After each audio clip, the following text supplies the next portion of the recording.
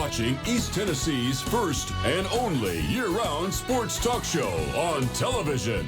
This is The Sports Source with your host, John Pennington. Good Sunday morning and welcome into year 13, season 13 of The Sports Source. We have 9 of us here on set today to talk about Tennessee's 59-30 win in Nashville over Bowling Green yesterday. 5 of those guys are VFLs that you'll know. We look forward to chatting about the game, and we also invite you, tweet us now your questions. We've got a segment a little later for our VFLs where they're going to take the best 1 or 2 and answer them. So you can tweet us now your questions. This first segment of our show, as always, kicks off Phil Cobble, Fine Homes and Land, and there is no better realtor in terms of a better selection of homes and properties than Phil Cobble and his team. Take a look at this beautiful home right there. It's in the Fox Cove subdivision in Farragut, now available for way less than $400,000. PhilCobbleHomes.com. You see the phone number, 675-7000. Phil Cobble, Fine Homes and Land. All right, let's just jump right in here. I want to welcome in the first wave of analysts that we have today. Bob Hodge, former Vol Will Overstreet. Jimmy Himes, former Vol Jacob Gillum, new to our group this year. Of course, played on the ACL tear last year, so appreciate you giving your heart for the team. Now I expect you to give your heart for the show. All right. Hopefully not an ACL, though. No. Tennessee wins 59-30, but they really didn't put it to bed until Bowling Green fumbled going in for a touchdown in the third quarter. Tennessee then took it 95 the other way. That kind of ended it, but it was more of a game than anyone expected. So let me ask you this. Let's put a positive spin to start this. We'll see if you buy the positive spin. Is there a way that the 59-30 game could have been better for this team than, say, a 59-3 blowout? I will not buy your positive spin. The reason I would rather seen a 59-3 blowout means your defensive backs played better. Means your defense was better. I think your defense looked shaky going in, so I'm not buying. I will sell your 59-3 blowout would have been worse. Okay. A little bit I have to disagree there, just because of the fact that this team had a lot of hype, been hearing how good they were. So maybe this wake-up call for them is a little bit better, because you had a lot of guys thinking maybe they were a lot better than they were. Now they get in their first game, they're able to see, hey, we've got some things to work on.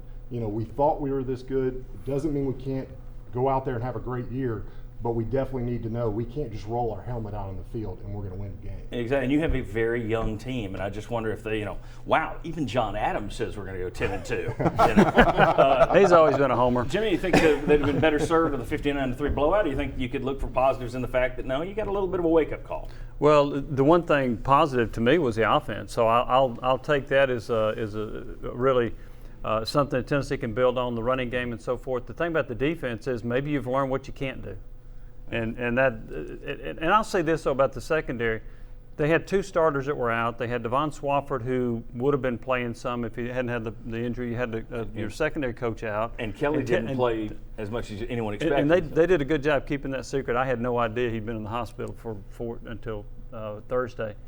So maybe you figured out some things you cannot do in the secondary. So if you want to put a positive spin on it. But as far as the offense, I thought the offense was clicking. Now, they'll get tested by Oklahoma. But I thought that was a really good showing on offense. Jacob, your thoughts? 59-3 better than 59-30 or 59-30 serving a purpose? I'll take the 59-30 as better than the 59-3. I really think that, this kind of woke up a lot of guys on defense. And that's, something in the first game that was good for us. Playing a cupcake team, that was actually pretty strong in Bowling Green. Really helped our defense learn what they can and cannot do. And the offense, I think played very well. And I think that they will continue to do some of the things that worked in that game. I'll come back around to 59-30 if they play better next week. But I mean, what if they're just not very good? Well, then you'll know. But then you'll know. So that's the reason I'd rather seen 59-3. Hey, they're really good. Yeah. Okay. Well, let's spin that a little bit further now in terms of week 1 and week 2. I didn't think the secondary looked that bad last year. They looked worse yesterday than they did last year, I thought. So that said, how much of this do you hang on the fact that Willie Martinez was not there in the press box, able to line up, see what's happening, get word down to the sideline? I want you wider. I want you doing this, do this. He wasn't there to help. How much of that do you think played into the secondary's terrible performance, or are you scared to death about the secondary? Well, I have to go with this. I'm a little bit scared because 12 and 13 on your team looked a little bit slow. I mean, it wasn't a matter of mostly, it wasn't a matter of your coach saying, "Hey, get in the right position." You were losing the foot race, and that makes it a little bit more difficult because you were man to man out there, and you shouldn't be falling a yard behind. So that makes me a little scared. Is that you got two guys that Bowling Green's wide receivers had an advantage on foot speed. Well, that's true, but I'll also say that the tight ends were running free on several occasions, and I think there were some communication issues too. So you had some physical matchups that didn't work, and I think you had communication. The exact impact of not having Martinez, I don't know, but I certainly think it had a negative impact on the performance of the secondary. Jay, let me ask you this one. I thought it was odd that you've known for a while that this was coming, and you spring it on the team the night before. Seems to me, if I was going to have my team prepared, I would tell them a week ago, 2 weeks ago, that he's not going to be there that game. This is who's going to be there that game. Your thoughts on Butch Jones' decision to throw that out there at the last minute to his team? Yeah, I mean, I think a lot of that just depends on, coach's opinion. I trust him. I know a lot of the guys on the team definitely trust him. If he's not going to tell you something, it's probably for your benefit. The benefit, I think, that in that situation would just be not telling the DBs that their coach won't be there, kind of, alleviate some of those problems that you would have setting in the weeks leading up to, hey, coach isn't going to be there, what am I going to do? Instead, they prepared like he was going to be there, which I think gave him a better sense of security and everything else. All right. I mean, I'd kind of go a little bit different direction than Jacob. I would have prepared all week for this is what we're going to do in his absence. Yeah. This is what our communication is going to be. This is the way it's going to come down from the box to the field to you. And it just seems like to me that maybe springing it on them might have been, oh my gosh, he's not here. Yeah, well, I think my opinion, I think mostly it was done because they didn't want to get in the press and make a big deal about it before your first big game. Right. I think that's possible. The main reason you don't bring it out is not for how the players react. I think you're doing that because they know if you tell players, it's going to get in the press, and now you've got another issue to deal with. And for those who aren't familiar, Willie Martinez, defensive back coach, wasn't there yesterday due to a bump rule violation in the spring of 2014. So it's not a major situation, but he was suspended yesterday. That's why he wasn't there. I want to talk about the numbers yesterday and then look ahead to what you got next week. I think we've got a graphic here. Could this thing go from bad to worse? Matt Johnson yesterday at Bowling Green, 27 of 49, 424 yards. You see the average per attempt, 2 touchdowns, 0 interceptions. He put the ball in the air 49 times, and there were no picks. Well, below is what Baker Mayfield of Oklahoma did yesterday against Akron, and who knows how good Akron's defense is, but still, pretty good performance from him, 23 of 33, 388 yards, almost 12 yards per pass, 3 touchdowns, no interceptions. Will this secondary be able to turn things around by next week? Well, I think it'd be hard to say you're definitely going to be able to turn things around. I think you're definitely going to know what you can't have certain guys do.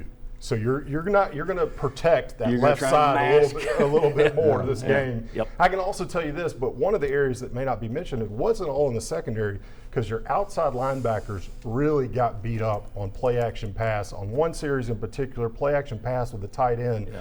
Everybody saw the McCurt Magit messed up, but Mays Raven also messed up twice in that same series. They ran that play 3 times, and every single time it was a big gain. Let me ask you this one as well. A lot of talk this offseason about how this defensive line is spectacular, great. We know what they did in terms of pass rush last year. They got some pressure on Johnson. They got 3 sacks. At the same time, I didn't think it was consistent pressure, and you had so many 40-yard passes downfield. That's way too much. If he's got time to sit back down there and let a receiver go 40 yards downfield, that's too much time. Did you see anything, former pass rusher here, your thoughts on the pass rush game? I think there's a couple things. One, Barnett's rotating a lot of different places, and also there are a lot more guys rotating in. I don't think they're used to being 2 in, 2 out, 2 in, 2 out. That takes getting used to. I think the other thing you're seeing is your defensive ends and your outside guys got great rushes off the edge. Quarterback easily stepped up several times. There was not necessarily that same push from the inside guys. That's where it's got to improve, because if quarterbacks just know, hey, they've got great outside rushers, we're just going to step up. And you've got to get some more pressure on the inside. Otherwise, that's going to continue. You're going to see great pass rushes that get pressure, but you're not going to get a sack. All right, very good. That was a quick segment. 10 minutes with that felt quick, which means our next segment, which is 3 minutes, is going to fly by. I'm kidding. Tweet us right now, and you see my Twitter address down there. Tweet us your questions, and we'll pick one or two later on for a huddle up segment of just the VFLs to answer one or two of your questions. Tweet us now. And when we come back on the Sports Source, it is our Hot Reads segment. Do you buy into the offensive line yet? And after watching that defense, should expectations be lowered a little bit? We'll discuss. Come on back on the Sports Source.